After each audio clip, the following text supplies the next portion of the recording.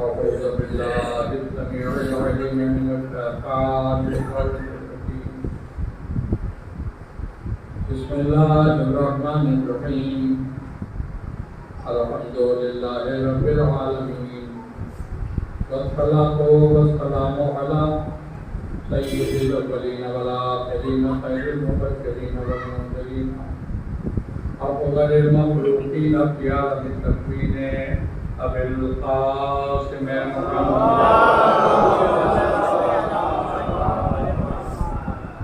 وآله الطيبين الطاهرين المحفوظين المظلومين ورحمة الله على أعدائهم أجمعين من يومنا هذا إلى يوم الدين. أما بعد فقد قال الله تبارك وتعالى في كتابه المبين وهو أصدق الصادقين. بسم الله الرحمن الرحيم. وأنذر عشيرتك الأقربين واخفض جناحك لمن اتبعك من المؤمنين. صلوات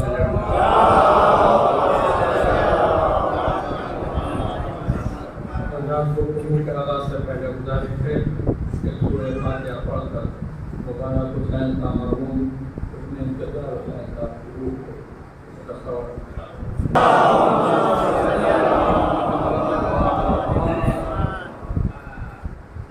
قرآن مجید کے 2 فقروں کی تلاوت میں نے حاصل کیا اور ان دونوں فقروں کے سلسلے سے یہ کہا جا سکتا ہے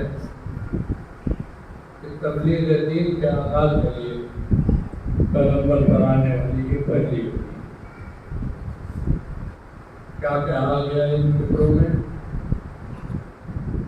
وانذر عشیرتک الاقربین. اللہ اپنے نبی سے مخاطب ہے کہ میرے نبی آپ اپنے قریبی رشتہ داروں کو عذاب جہنم سے ڈرائیں. واخفض جناحک لمن اتبعک من المؤمنین. اور آپ کے خاندان میں جو مومنین ہیں ان میں سے جو لوگ شریعت کے آنے سے پہلے ہی شریعت کا اتباع کر رہے ہیں ان کے لیے اپنے شانوں کو جھکا دیں. دیکھیے ان 2 فقروں میں جو پہلا فقرہ ہے زیادہ تر ہمارے خطبہ ہمارے علماء اپنا پورا دور بیان کے درمیان پہلے فقرے پر سر تقریباً 70 سال کا میں ہونے والا ہوں، لیکن میں نے اتنے زمانے میں آج تک کسی خطیب کو یا کسی عالم کو دوسرے فقرے کے سلسلے سے کچھ بھی کہتے ہوئے نہیں. جبکہ میرا اپنا خیال ہے کہ دوسرے فقرے پر زیادہ زور دینے کی ضرورت ہے، اس لیے کہ مسلمانوں کا ایک طبقہ ہے جس کی ایک مہم ہے جو اس دوسرے فقرے سے ٹکراتی ہے. اب آپ سوچ رہے ہوں گے کہ یہ کون سی مہم ہے؟ دوسرے فقرے میں اللہ اپنے نبی سے کہہ رہا ہے کہ یہ آپ کے خاندان میں جو مومنین ہیں ان میں سے جو لوگ ابھی شریعت نہیں آئی ہے لیکن اس کا اتباع کر رہے ہیں ان کے لیے اپنے شانوں کو جھکا دیا. ایک مستقل مہم ہے نبی کے خاندان والوں کو کافر ثابت کرنا. نبی کا باپ معاذ اللہ کافر تھا، نبی کا چچا معاذ اللہ کافر تھا، نبی کا دادا کافر تھا، نبی کے خاندان والے کافر تھے. کہا جاتا ہے تو بڑے زور و شور کے ساتھ نبی کے خاندان والوں کو کافر ثابت کیا جاتا ہے. اور قرآن کیا کہہ رہا ہے کہ میرے حبیب آپ کے خاندان میں جو مومنین ہیں ان میں سے جو لوگ شریعت کے آنے سے پہلے شریعت کا اتباع کر رہے ہیں ان کے شانوں کو جھکا دیجیے. ایک طرف روایتیں ہیں کہ نبی کے گھر والے کافر تھے، ایک طرف قرآن ہے تو جو کہا نبی کے گھر والے مومن تھے. اب میری عقل حیران ہے، میں روایت کو مانوں کہ آیت کو مانوں؟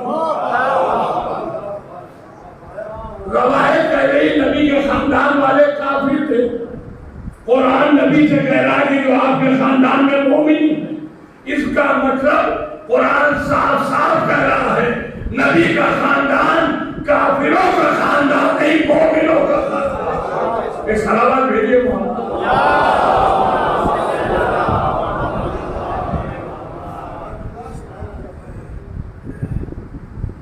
اب میں نبی کے خاندان والوں کو ایمان کی دلیل دے رہا ہوں۔ اس مجلس میں کچھ حاجی حضرات لوگ ہوتے، دیکھیں یہ اتفاق ہے کہ اس بار میں جو بھی تلاوت میں حاجیوں کا تذکرہ کروں، یہ حاجی حضرات جب مکہ جاتے تو نبی کا ایک خاندانی قبرستان ہے۔ کیا نام ہے اس قبرستان کا؟ جی جنت معلیٰ۔ یہ نام بتایا کس نے؟ ہمیں کیا معلوم ہے کس نے بتایا ہے؟ پیغمبر نے بتایا۔ اب آپ کیا کہیں گے؟ یہ نام بھی پیغمبر نے رکھا، یہی تو کہیں گے؟ نہیں، غلط غلط۔ ارے پہلے قرآن میں سیرت پیغمبر پڑھیے۔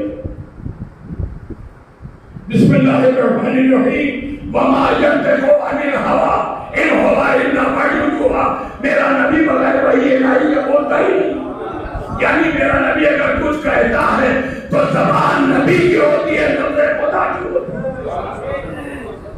تو اگر میرے نبی نے بتایا بھی ہے کہ اس کا نام جنت معلیٰ ہے تو یہ نام نبی نے نہیں رکھا، نام اللہ نے رکھا، نبی نے ہمیں بتا دیا۔ ٹھیک، اب ایک بات سنیے، اللہ نے ہر انسان کے اعمال کا اعتبار تو جگہیں بنائی، ایک جگہ کا نام ہے جنت، ایک جگہ کا نام ہے جہنم۔ اب میں آپ سب سے پوچھتا ہوں، جنت میں یہودی جائے گا؟ جنت میں یہودی رہے گا؟ جنت میں عیسائی رہیں گے؟ جنت میں کافر رہیں گے؟ جنت میں مشرک رہیں گے؟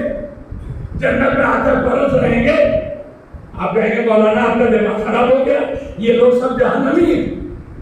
تو میں پوچھتا ہوں کہ جنت کس کے رہنے کی جگہ؟ کہ جنت ہے مومنین کے رہنے کی جگہ؟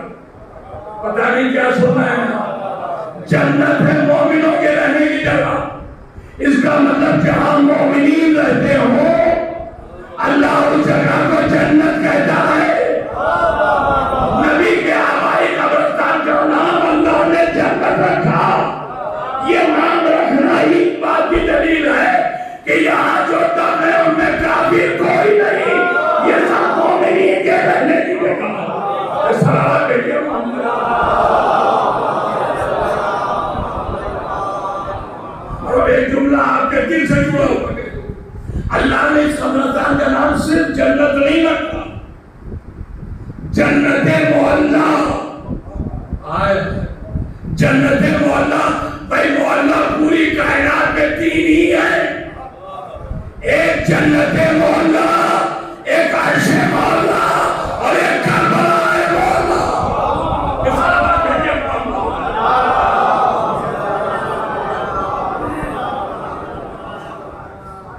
جناب ابو طالب اسی قبرستان میں ہے۔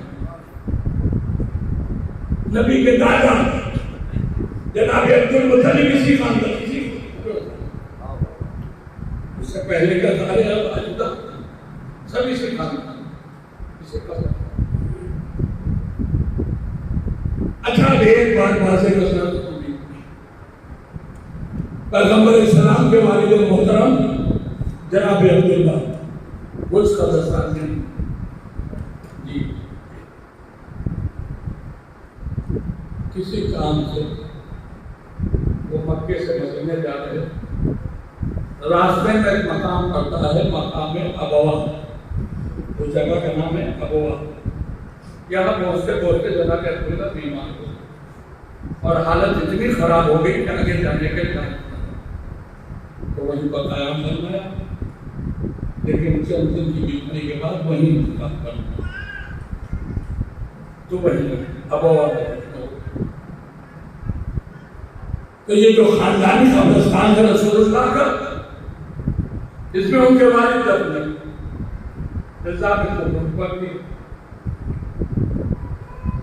انہیں بھی کافی کہا جاتا ہے۔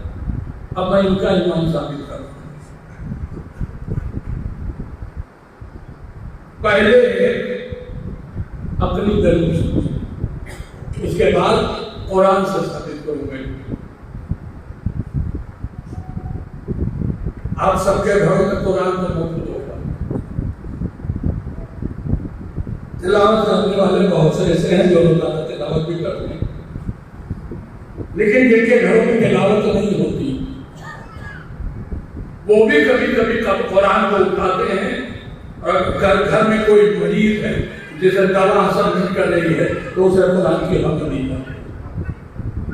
اس عقیدے کے ساتھ قرآن کی ہوا شفا ہے۔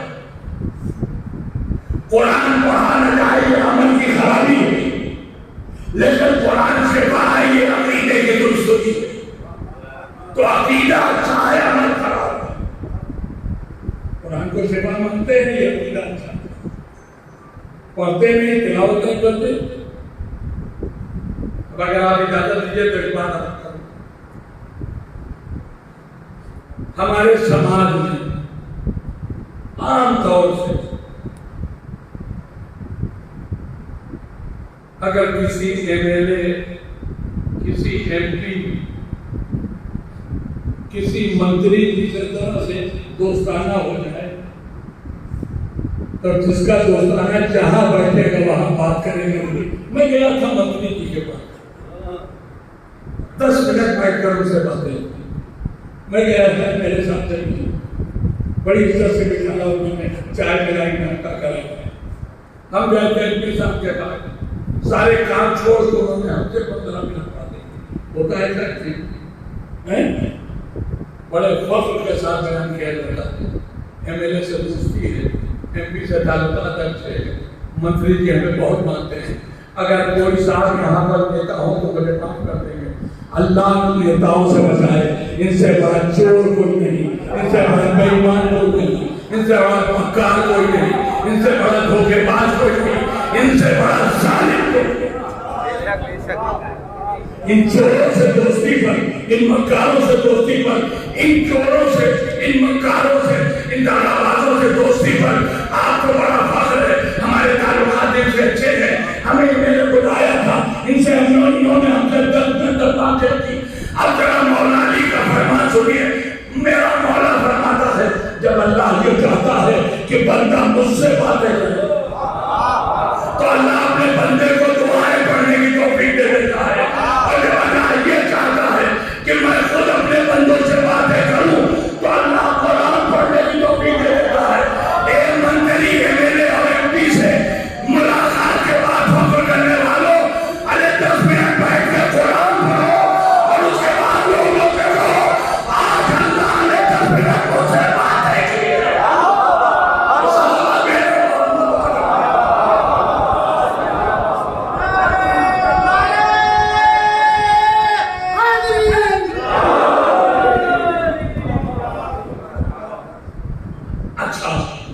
یہ تو بات ضرور ہے باقی تو قرآن کو لایا گیا، مجھے ہمارے گھروں میں قرآن کھلا نہیں رکھا جاتا، اسے کپڑے کا اطلاق ہوتا ہے جس کے اندر رکھا جاتا ہے، جس سے ہم اپنی زبان میں جزدان کہتے ہیں۔ ٹھیک، میں جزدان کے قرآن آ گیا آپ کے پاس، میں جس کو حوالہ دی، آپ نے جزدان سے قرآن نکالا، میں اس کو حوالہ دے دی۔ اب واپس جب آپ قرآن کو جزدان میں رکھنے لگے تو یہ جزدان آپ کے ہاتھوں سے چھوٹ کر زمین پر گیا، اور گرا کہاں؟ جہاں 10 منٹ پہلے آپ کے گھر کے ہی کسی بچے نے کر دیا تھا پیشاب، زمین کی اسی پیشاب والی جگہ پر یہ جزدان گر گئے۔ اب میں آپ سے پوچھتا ہوں، اسی جزدان کو اٹھا کے آج کا قرآن رکھ دیں؟ دیکھیں سب کی گردنیں نہ ہلیں، جی دونوں نے ہلائی ان کی بات کر رہا ہوں، جو بدھ کی طرح بیٹھے ان کی بات نہیں کر رہا۔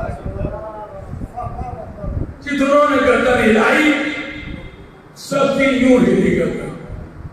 اس جزدان میں قرآن نہیں رکھیں گے. کیوں؟ جزدان ہو گیا نجس. کیا سن رہے ہیں؟ جزدان ہو گیا نجس. تو اب اس میں قرآن کیوں نہ رکھیں گے؟ اس لیے کہ یہ اللہ کا بھیجا قرآن ہے.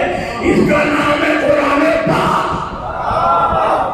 اس کا مطلب جسے اللہ بھیجے اور جس کے نام کے ساتھ پاک لگا ہو اسے نجس جزدان میں نہیں رکھا جاتا. اگر رسول کے باپ عبداللہ کافر تھے تو اللہ نے اپنے بیٹے نبی پاک کو نجس جزدان میں کیوں رکھا؟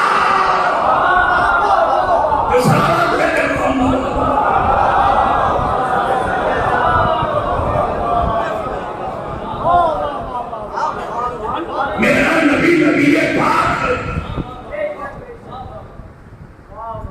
اس کا عبداللہ کی اولاد ہونا اس بات کی دلیل ہے کہ میرے پاس نبی کا باپ کافر نہیں تھا.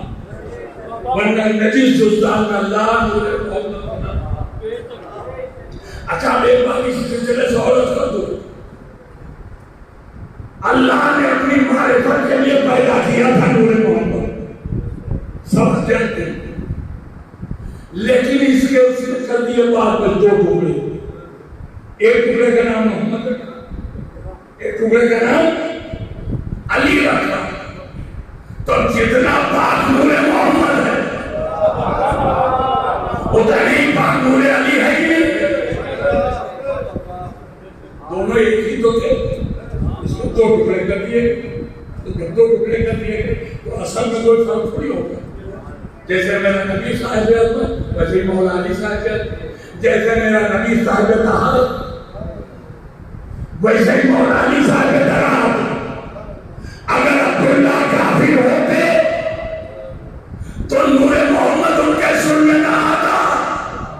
اور نبی کے برابری طہارت کا مالک ہے میرا مولا علی. اگر ابو طالب کافر ہوتے تو نور علی ابو طالب کے سر میں نہ آتا. اس کا مطلب عبداللہ کا بیٹا محمد کا ہونا, ابو طالب کا بیٹا علی ہونا, یہ دونوں کے صاحب ایمان ہونے کی دلیل ہے. وہ سوال کریے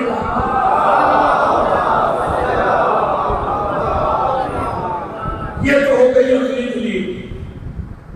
اب آپ ذرا قرآن سے بھی دلیل سنیے. دیکھیں ہمارے یہاں بہت سے موقعوں پر اپنی کہی ہوئی بات کو ایک دم صحیح اور پرفیکٹ ثابت کرنے کے لیے قسم کھا کے بات کرتے ہیں. کرتے ہیں کوئی بات کہتے ہیں اللہ کی قسم, خدا کی قسم. اچھا خدا اور اللہ کے علاوہ کبھی اللہ کے کچھ بندوں کی بھی قسم نہیں کرتے. رسول اللہ کے کہتے ہیں نہیں. بعد خدا سب سے بزرگ بندے ہیں خدا تو رسول کی قسم. اچھا اور تھوڑا سا آگے بڑھی مولا علی کی قسم. آپ جا کے سنا ہی نہیں یہ رسول اللہ خدا کے پاس سب سے بزرگ بندے خدا تھے. یہ مولا علی کی قسم کیوں کھائی آپ نے؟ کہ آپ کو نہیں معلوم پوری کائنات میں نبی کا ہم اللہ ایک ہی تو ہے جسے علی کہتے ہیں. تو رسول اللہ کی قسم, مولا علی کی قسم, کبھی کبھی ایک بیوی کی بھی قسم کھائی. اب مجھے دیکھنا ہے اس بیوی سے آپ کو کتنا عشق ہے. میں جملہ حوالے کر رہا ہوں. کھاتے ہیں اس بیوی کی قسم, جناب سیدہ کی قسم. ارے یہ سیدہ کی قسم جو کھا رہے 18 سال زندگی تو پائی. اس 18 سال کی زندگی میں وہی صلاحیت ہو گئی کہ آپ ان کی قسم کھا رہے ہیں. کہ آپ کو نہیں معلوم پوری کائنات میں ایک ہی بیوی جو ہے جو کردار میں محمد ہے, عمل میں علی ہے. سلام بھیجیے محمد.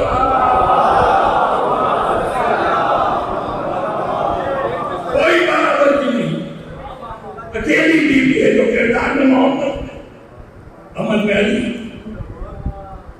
باپ نے رسول اللہ کی قسم کھائی تو ان کا دیکھا کوئی نہیں.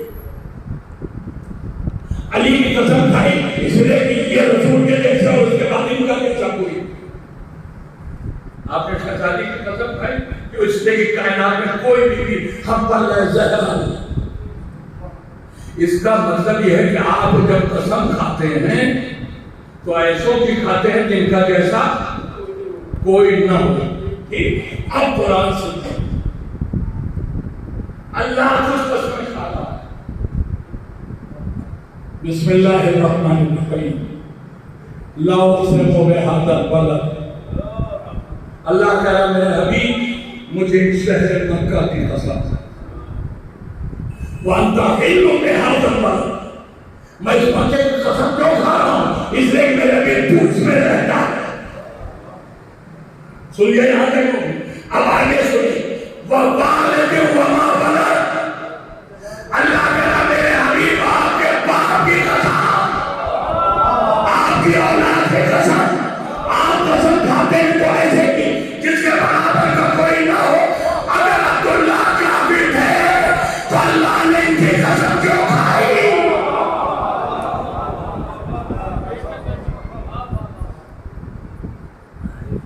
اچھا بھی ایک نام لے رہا ہوں،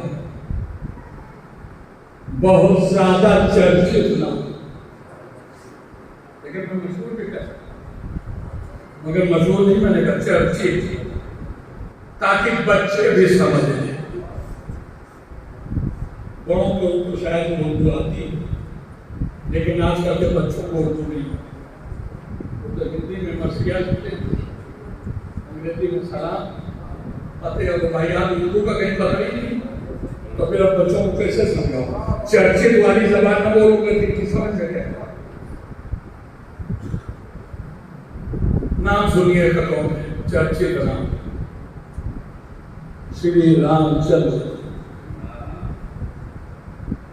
میں آپ کے بارے میں کچھ نہیں کہتا، میں اپنے لیے کہتا ہوں، بحیثیت کردار میں رام کی عزت کرتا ہوں، بڑا صاحب کردار انسان، زندگی میں ڈھونڈے سے بھی کوئی ایسا کام نہیں ملتا جس سے آپ غلط کریں۔ میں نے تو کہا ہے نا، زندگی میں کوئی کام ایسا نہیں ملا جس کو ایسا کہتے ہیں یہ کام رام میں بہت غلط ہے، اس کے کوئی کام غلط نہ اسے صاحب کردار نہیں کہیں گے۔ اللہ کا حکم ہے اپنے ماں باپ کے بعد بادشاہ زادے تھے، مگر بعد میں کہہ دیا جاؤ 14 سال جنگل میں بغیر کسی چون و چرا، بغیر کسی بحث و مباحثے جا کے 14 سال جنگل میں رہے۔ آج آپ اپنے بیٹوں کو کسی جنگل میں بھیج کے دیکھیے، ہو سکتا ہے بڑی رد و قضا کے بعد چلے جائیں لیکن آسانی سے نہ جائیں گے، پوری بحث کریں گے، ساتھ کیوں جانے ہو۔ تو جب مومنوں کے اولادوں میں ایسا نہیں کوئی ملتا جو بغیر کچھ بحث کا جھکا کے جنگل میں رہ کے بادشاہ زیادہ ہو کر رہتے، اس سے زیادہ صاحب کردار کون ہو؟ صاحب کردار ہے۔ اگر میں آپ سے پوچھتا ہوں، آپ قسم کھانے میں رسول اللہ کا نام لیتے ہیں، مولا علی کا نام لیتے ہیں، شہزادی سیدہ کا نام لیتے ہیں، اتنے صاحب کردار ہیں رام چند جی، کبھی ان کی قسم کھائی ہے؟ کھائی ہے؟ نہیں کھائی ہے۔ اچھا آئندہ کبھی موقع پڑے تو کھائیں گے، لیکن سبزی کا نام نہیں کھائیں گے۔ ارے اتنا صاحب کردار انسان اور آپ اس کی قسم نہیں کھائیں گے؟ ہوں گے صاحب کردار، مگر ہماری نظر میں ان کا اسلام سے کوئی رشتہ نہیں، ہماری نظر میں ان کا اسلام سے کوئی رشتہ نہیں ہے۔ تو اگر انسان صاحب کردار بھی ہو اور اسلام سے رشتہ نہ ہو تو پھر آپ اس کی قسم نہیں کھاتے۔ اگر عبداللہ کا اسلام سے رشتہ نہیں تھا تو اللہ نے کیا کہا؟ آپ کے باپ کی یہ اللہ کا عبداللہ کی قسم کھانا، عبداللہ کے اس درجے کا اعلان ہے کہ ان کا جیسا کوئی نہیں تھا۔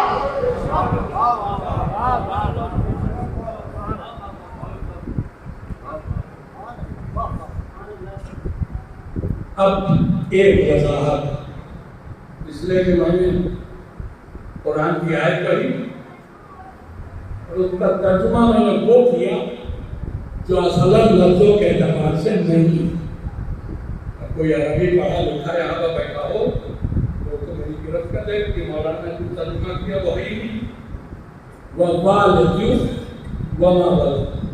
اب اس کا جو لفظی ترجمہ ہے وہ یہ باپ کی قسم کس کا باپ کس کی ہونا کچھ نہیں. تو سرکار کو اسی کو سوچ بیٹھے اگر عربی جانتا اس میں تو صرف باپ کی قسم کھا گیا ہے کہائی گئی ہے اور ہم نے کہہ دیا کہ اللہ نے کہا میرے رسول آپ کے باپ کی قسم. ٹھیک تو جادو وہی ہے جو سر سے چڑھ جائے. یہ جو میں نے ترجمہ کیا کہ اللہ نے کہا ہے میرے حبیب آپ کے باپ کی قسم یہ میرا ترجمہ نہیں. تقریباً 300 سال پہلے ایک عالم اہل سنت نے قرآن مجید کی تفسیر لکھی. عالم اہل سنت کی تو رسول کے باپ کو کافی ہے. تو میں نے یہی تو کہا کہ جادو وہی کو سر پہ چڑھ کے بولے. جس میں پبلک کہہ رہی ہے عبداللہ کافر تھے وہیں عالم کہہ رہا ہے کہ یہ رسول اللہ کے باپ. نام سنیے ان کا ابراہیم بن مصطفیٰ حافظ. جس کو دل چاہے نیٹ کے اوپر سرچ کر کے دیکھیں. انہوں نے والد وما ولد کی جو تفسیر لکھی ہے اس میں انہوں نے لکھا ہے کہ یہاں باپ سے مراد رسول کا باپ ہے اولاد سے مراد رسول کی اولاد. یعنی اللہ نے رسول کے باپ کی بھی قسم کھائی ہے رسول کی اولاد کی قسم بھی. اب یہ میں کہتا ہوں کہ رسول کے باپ کی قسم شاید اللہ نے اس لیے کھائی کہ دنیا میں ایسا کوئی باپ پیدا ہی نہیں ہوا جس نے محمد جیسا بیٹا دیا. تو بیٹا ایسا تھا اللہ نے اسی کی وجہ سے اس کے باپ کی قسم کھائی. آپ دیکھیں اللہ کہہ رہا ہے میرے حبیب آپ کی اولاد کی قسم. یہ ابراہیم بن مصطفیٰ حافظ کی تفسیر کی. اللہ کہہ رہا ہے میرے حبیب آپ کے اولاد کی قسم. تو یہ اللہ نے اللہ نبی کی اولاد کی قسم کیوں کر. اس کو ایسا ہے کہ اللہ اپنے نبی کی اولاد کی قسم کھا. تو سب سے پہلی دیکھیں نبی 1,24,000 اور جو نبی بھی دنیا میں آیا کم یا زیادہ 12 کچھ لوگوں کو اللہ کا کلمہ پڑھا کے گئے. جب وہ نبی دنیا سے چلا گیا تو اللہ نے اس نبی کا کسی نہ کسی کو وزیر بنا دیا نائب بنا دیا والد بنا دیا. مگر وہ نبی کا وارث یا وصی یا وزیر جو بھی ہوا یہ مسلمان جو لوگ ہو گئے تھے انہیں مسلمان رکھ نہ پائے. اور دلیل اس لیے ہے کہ جو نبی دنیا میں آیا ہے وہ مسلمانوں میں نہیں آیا. جب آیا تو اسے چاروں طرف کافی ملی.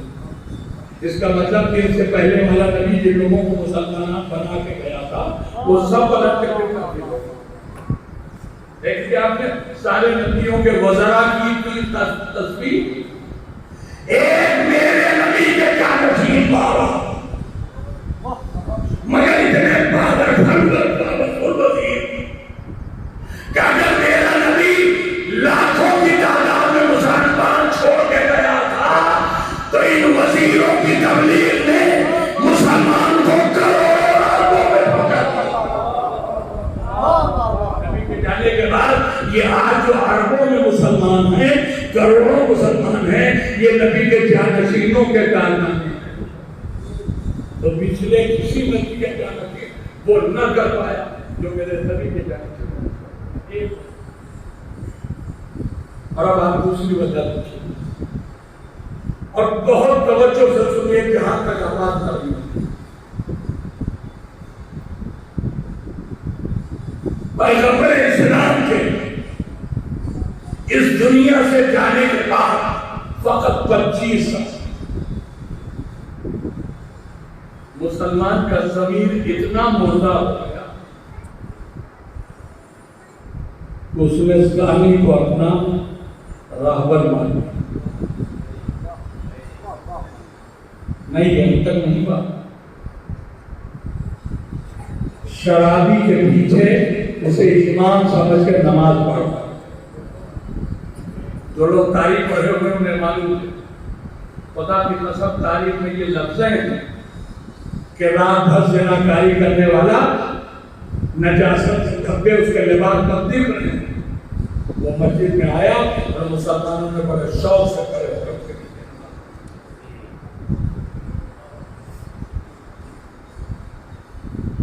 شرابی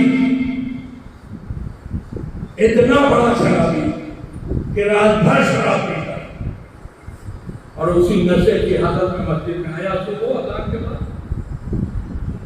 نشے میں اس نے نماز پڑھائی صبح کی 2 کے بجائے 4. سنا ہے نا سبق؟ صبح کی 2 رکعت اتنا نشے میں تھے کہ خیال نہیں رہا کہ آپ کتنی رکعت پڑھا.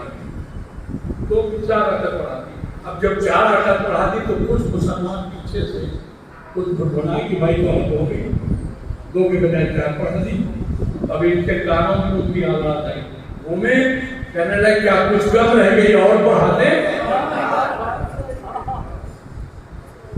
کچھ کم رہ گئی. لیکن 2 کی 4 زیادہ تو بچ نہیں ہوتی. اس کے بعد کہہ رہے ہیں کہ کم رہ گئی ہو تو اور پڑھا دیں. اور ایک چیز مزے کی, آپ سجدے میں جاتے ہیں تو کیا کہتے ہیں؟ سبحان ربی الاعلی و بحمدہ. اور یہ حضرت جب سجدے میں جا رہے ہیں تو اتنے نشے میں ہیں کہ کہہ رہے ہیں پیو اور پلاؤ. یہ ہے ذکر سجدہ. پیو اور پلاؤ. کمالی پڑھانے والے بنے گئے. کیا کہہ رہا ہوں مجھے حیرت پڑھانے والے بنے گئے. اسے تو جنت ملی ہوئی ہے دنیا میں. دنیا کا کوئی عیش نہیں ہے ان کے پاس. دنیا کا سارا مزہ ان کے پاس ہے. حلال و حرام جانے دنیا ہے سب. تو یہ تو جنت میں آ رہا ہے. اگر یہ ایسی حرکتیں کر رہا ہے تو اس کا حرکت کرنا سمجھ پاتا. حیرت ان پر ہے جو بغیر کسی فائدے کے اس کے پیچھے نماز پڑھو. اس کا مطلب یہ ہے کہ نبی کے دنیا سے جانے کے بعد فقط 25 سال میں مسلمان کا ضمیر اتنا مردہ ہو گیا تھا کہ وہ زانی کو امام مان رہا ہے شرابی کے پیچھے نماز پڑھا. ٹھیک, کسی کو ہے میرے جملوں سے اعتراض نہیں؟ تو میں صحیح کہہ رہا ہوں نا. اب میں پوچھتا ہوں آج کے ماحول میں مسلمان کس منزل پر ہے؟ معلوم ہو جائے کہ فلاں شخص زناکار اور کوئی کہے کہ اسے امیر المومنین کہیں گے نہیں کہیں. اس دور کے لوگ شرابی کے پیچھے نماز پڑھ رہے ہیں, زانی کے پیچھے نماز پڑھ رہے ہیں. آپ کو اگر معلوم ہو جائے کہ فلاں مولوی صاحب اس دن شراب خانے سے نکل رہے تھے, چاہے وہ بیچارے وہاں تبلیغ نہیں کرنے کے بعد خالی اتنا سن لیجیے کہ شراب خانے سے نکل رہے تھے, ان کے پیچھے نماز پڑھے گا تو بحث میں آ جائیں گئے کیوں کہ وہاں کیا کر رہے تھے؟ واقعاً یہ کہتے ہیں تبلیغ کے لیے تبلیغ شراب نہیں ہے جو لوگوں کو منع کریں گے, مگر آپ نے شراب خانے سے نکلتے دیکھ. اب آپ ان کے پیچھے نماز پڑھیں, اس کا مطلب یہ ہے کہ آپ کا ضمیر زندہ. اور اگر آپ میری بات پر یقین کیجیے تو میں سوچتا ہوں کہ نبی کے دنیا سے جانے کے 25 سال کے بعد جو حالات آج میں یہ ہونے چاہیے اور جو اس وقت کے حالات تھے وہ آج 1400 سال گزر گئے میں ہونا چاہیے. مگر ماننا ہے الٹا. نبی کے دنیا سے جانے کے 25 سال کے اندر مسلمانوں کا ضمیر مردہ ہو گیا. دوستو ہاتھ جوڑو, میرے جملوں پر غور کرنا. نبی کے دنیا سے جانے کے 25 سال کے بعد مسلمان کا ضمیر مردہ ہو گیا اور 1400 سال کے بعد آج مسلمان کا ضمیر زندہ ہے. تو میں پوچھتا ہوں کہ یہ مردہ ضمیروں کو زندہ کس نے کر دیا؟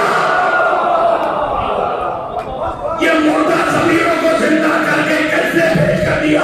تو میں کہتا ہوں ذرا پوچھ کے تو دیکھو, یہ مردہ ضمیروں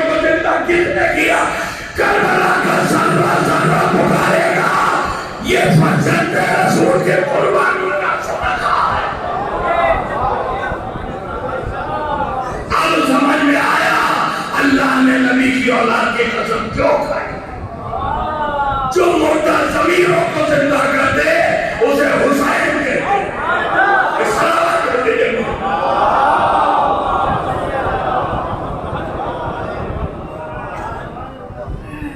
بس میں ختم کر دیا۔ نبی کے اولاد کا مقابلہ دنیا کا کوئی نبی نہیں کر سکتا، اسی اہل بیت کے مقتل نہیں۔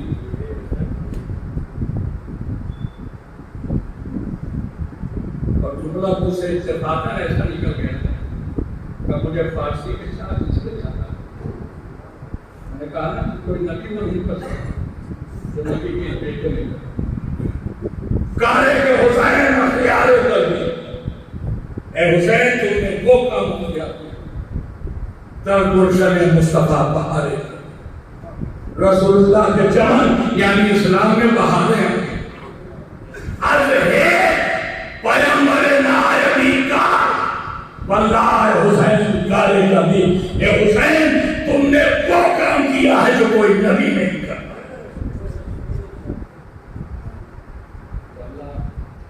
رسول کی قسم کیسے نہ کھائے؟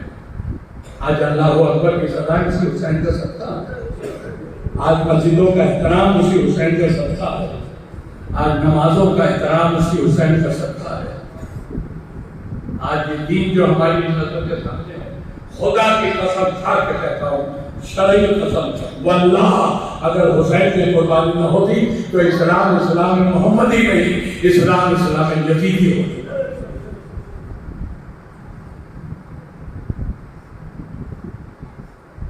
بے حد و بے حساب درود و سلام مولا حسین۔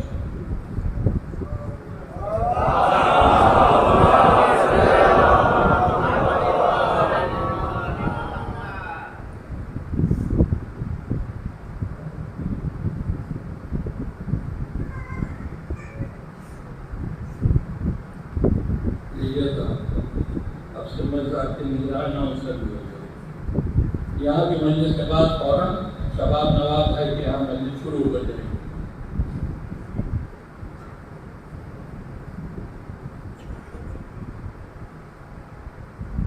میں نے کیا کہا؟ بے حساب بے حد و بے حساب درود و سلام حسین۔ یہ درود و سلام ہم نے کہا نا حسین کا، مگر حسین کا جملہ سنیے گا، میرا حسین کہے گا میری تو قربانی برباد ہو جاتی، میری محنتیں خواب میں مل جاتی، لاکھوں درود و سلام میری بہن بہن۔ حسین نے اسلام بچایا ہے، زینب نے حسینیت بچائی۔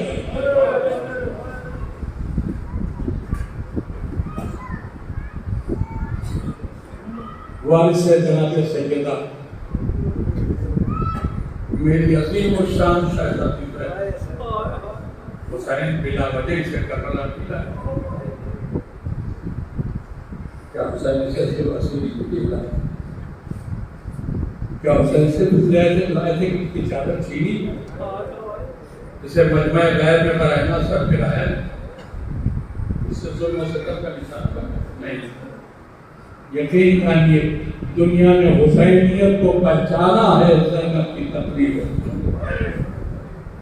کربلا سے شام تک اور پھر رہائی کے بعد شام سے مدینے تک، جس قریے سے گزری، جس آبادی سے گزری، وہیں کھڑے ہو کے زینب نے امام حسین کے مقصد کا حسین کی قربانی کی عظمت کو، دنیا نے حسین کے مقصد کو پہچانا ہی ہے جناب زینب۔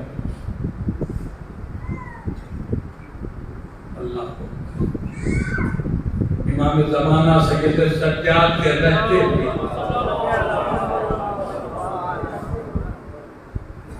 امام سجاد علیہ السلام کی زندگی امام حسین نے قربانی کے لیے جاتے ہوئے آواز دی کہ زینب ایک قافلہ تو اٹھا رہے،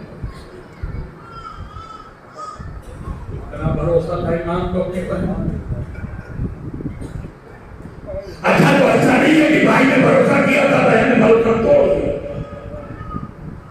خدا کی قسم جتنا حسین نے بھروسہ کیا تھا اتنا ہی زینب اپنے کردار سے کھڑی۔ ایک جملہ کہوں، مصائب و آلام میں دنیا سب کچھ بھول جاتی ہے، صرف اپنی مصیبت یاد رکھو۔ کوئی ہے جو بتا سکے کہ زینب پہ کتنی مصیبتیں پڑی والوں؟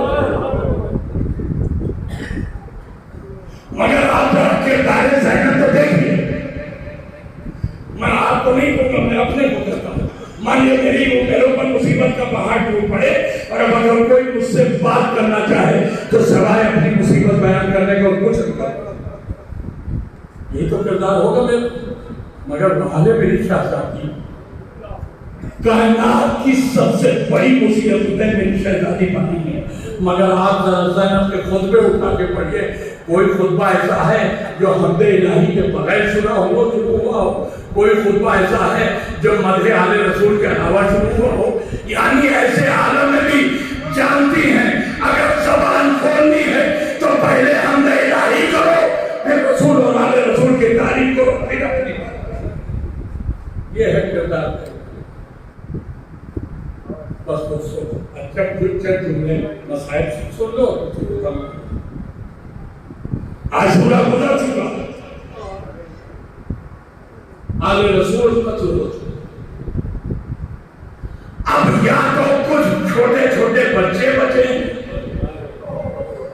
یا کچھ بیوہ اور بے سہارا بیویاں بچے۔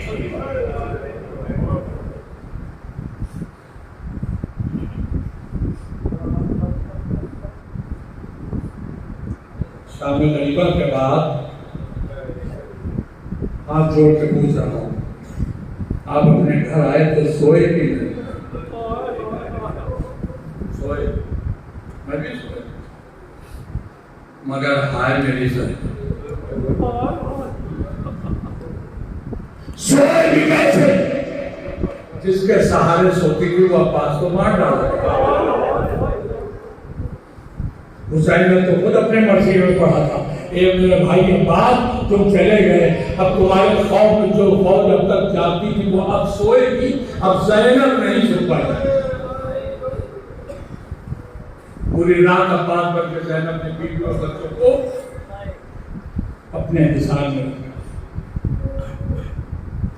صبح میرا بیمار امام پوری رات سجدہ شکر میں گزارا،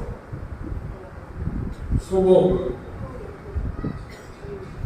بغیر اماری اور بغیر تجابے کے اونٹ آنے لگا،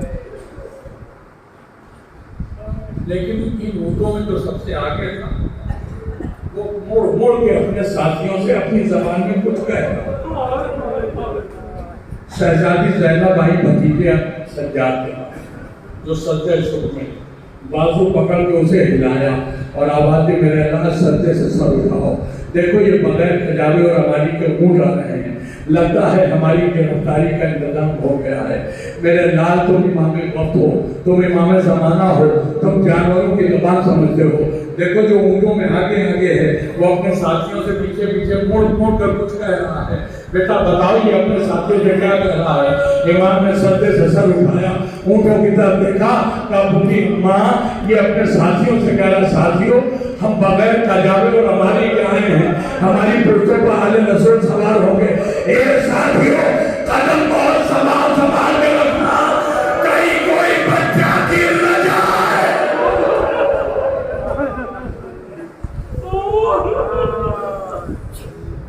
اللہ اللہ، جانوروں کو اتنا خیال، یہ یزیدی جانوروں سے بدتر ہو گئے تھے، جو بہت کھانا تو درکنار بچوں کو چلاتے مارے۔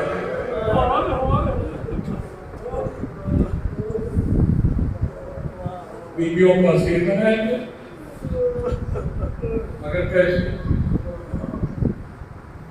شہزادی زینب نے کہا تھا خبردار اگر کسی نے ہمارے جسم کو ہاتھ پہ لگا دیا تو ہاتھ جل جائیں گے، حدیث نہ ہو۔ ان کو سوار کرنا ہے نا، ہم خود ایک دوسرے کو سوار کرنا۔ عباس بن کے زینب نے ایک بیوی کو سوار کیا، درد میں ڈوبا ہوا جھولا۔ جب ساری بیویوں کو شہزادی سوار کر لے کر گئی اور اب اکیلی رہ گئی، اب زینب کا دل تڑپا۔ روایت پتہ چلیا کرو کی آواز دی، میرے غیرت دار بھائی میرے وفادار غازی، زینب اکیلی کھڑی ہے، کوئی سوال کرنے والا نہیں۔ زینب کا مسیح فضا میں گونج رہا تھا کہ مطلع زنجیروں کی جھنکار بولی، بیمار امام نے آواز دی، بھی اماں چچا کو نہ یاد کیجئے، آج سجاد آپ کو سوال کرے۔ زینب کا بازو پکڑ کے امام نے سجاد نے زینب کو سوال کیا، اونٹوں کے محاذ سجاد کے ہاتھ میں، اب میرا بیمار قافلے کو لے کر چلا۔ مگر روایتیں کہتی ہیں قافلے کو گزارا گیا ادھر سے جدھر سے شہیدوں کے لاشیں ٹکرے پڑے۔ امام نے اپنے بابا کا لاشا دیکھا، کلیجے میں خنجر چڑھے، اللہ اللہ بیٹا موجود اور باپ کو کوئی دفنانے والا نہیں۔ اتنی سخت تکلیف پہنچی میرے امام سجاد کو کہ میرے مولا کا چہرہ زرد ہو گیا۔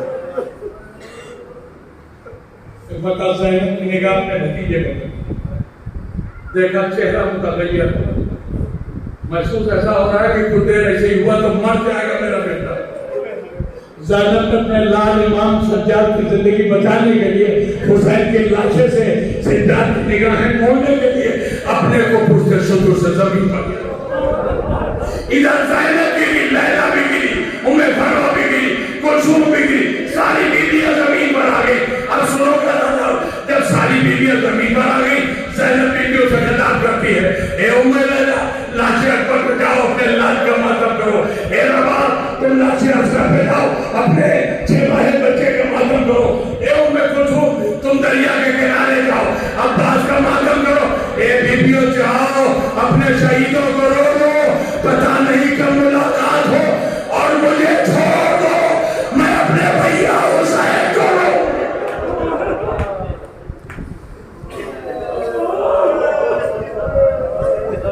ساری بیویاں اپنے اپنے شہیدوں کو رونے کے لیے ان کے لاشوں پر چلی گئی۔ اب زینب مقتل میں اکیلی کھڑی ہے۔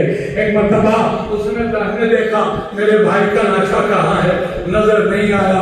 بائیں دیکھا، حسین کا لاشا نظر نہیں آیا۔ سامنے دیکھا، حسین کا لاشا دکھائی نہیں دیا۔ پیچھے مڑ کر دیکھا، کہیں حسین کا لاشا دکھائی نہیں دیا۔ ایک مرتبہ زینب نے چیخ کر کہا، بھیا بھیا کہاں ہو تم؟ زینب تمہیں ڈھونڈ رہی، تم نظر نہیں آ رہے۔ جملہ سنو گے حسین کا جواب آیا بہن کے آواز پر، بھائی کا کہا، بہن میں ادھر ہتھیاروں کے ڈھیر کے نیچے ہوں۔ اب یہ ہتھیاروں کے ڈھیر کے نیچے لاتے حسین کہاں پہنچ گیا؟ کتاب کا نام سن لیجیے جہاں سے پڑھا۔ کتاب کا نام ہے مقالد سبتین۔ اکثر کوئی نئی بات پڑھتے ہیں تو لوگ پوچھ لیتے کہاں سے پڑھی ہے۔ مقالد سبتین کی روایت ہے کہ امام حسین علیہ السلام کی شہادت کے بعد جب یہ سپاہی ہمارے ساتھ کے پاس پہنچے، انہوں نے کہا کہ امیر ہم نے حسین کو مار دیا، اب اگر تیری اجازت ہو تو ہتھیار کھول دیں، ہمارے ساتھ کام نہیں، اعلان کرو، جتنے سپاہی ہیں سب کے درمیان اعلان کرو کہ اپنے اپنے ہتھیاروں کو لے کر جائیں اور حسین کی لاش پر وار کریں، اور اس کے بعد اپنا ہتھیار وہیں چھوڑ۔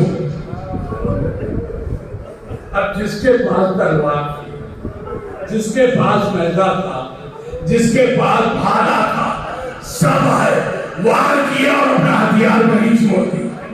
جملہ سن پاؤ گے، 9 لاکھ لڑکیوں نے حسین کے لاشے پر حملہ کیا، میرے مولا کا لاشا قیمہ ہو گیا۔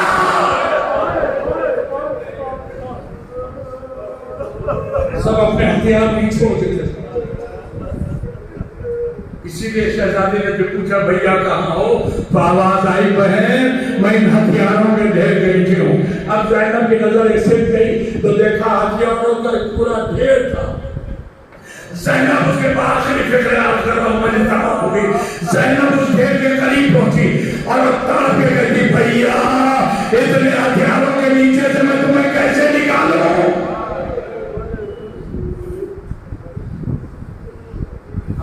کہ زینب نے یہ کیوں کہا کیسے نکالوں؟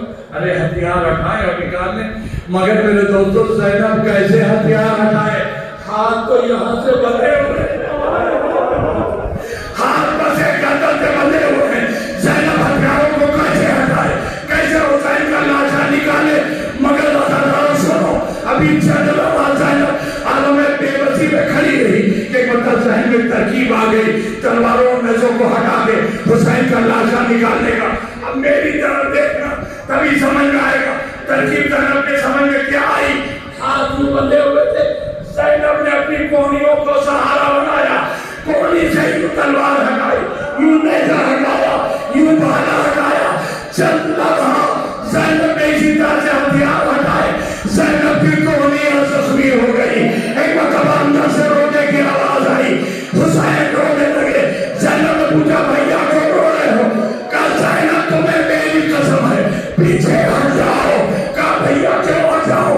کہا تمہاری کوہنیاں زخمی ہو رہی ہیں. یہ زینب حسین کو سب کچھ برداشت ہے، تیرا بہتا لہو برداشت نہیں ہے. زینب نے اپنا ساتھ زمین پر پٹا دیا. اے بھیا میری کوہنیاں ذرا سے زخمی ہو گئی، تمہیں برداشت نہیں ہوا. ارے میرے دل سے پوچھو، میں نے تمہاری گردن پر چلتے خنجر دیکھا. اے بھیا میں نے تمہاری لاش پر دوڑتے گھوڑے دیکھے. میں تو بس ایک ہی فریاد کر رہی تھی، اللہ جسے تم نے بڑے پیار سے پالا تھا آ کے دیکھو آج حسین کس حالت میں پہنچ گیا.